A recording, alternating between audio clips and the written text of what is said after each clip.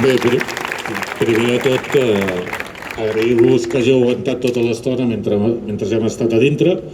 Hem tingut l'oportunitat, pràcticament tots els representants de les empreses han pres la intervenció, per això també ens hem allargat, perquè també era molt important que més enllà de les persones que puguem fer de portaveus, que coneixin directament quines són les vostres preocupacions. Per això, entre altres coses, ens hem allargat. També els hem situat de manera molt clara.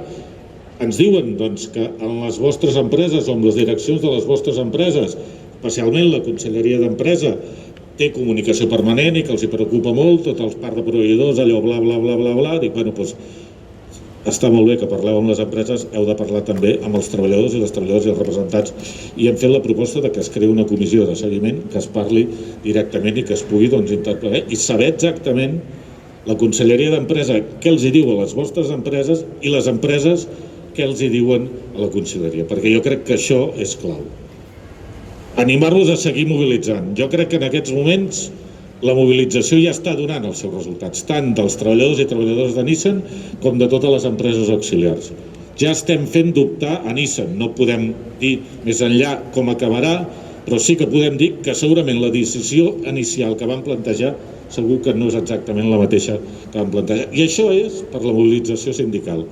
En una reunió que vam tindre amb el Ministeri i la Conselleria d'Empresa i altres administracions públiques, els hi vam demanar, i avui els hi hem reiterat, que facin seguiment i suport a l'estratègia sindical, que l'estratègia sindical és molt clara. S'ha de revertir la decisió de Nissan. A les treballadores i treballadors de Nissan, però pel conjunt de treballadors i treballadores. Hi ha més treballadors que no treballen a Nissan i treballen per Nissan que treballadors de Nissan, que sou totes i tots vosaltres.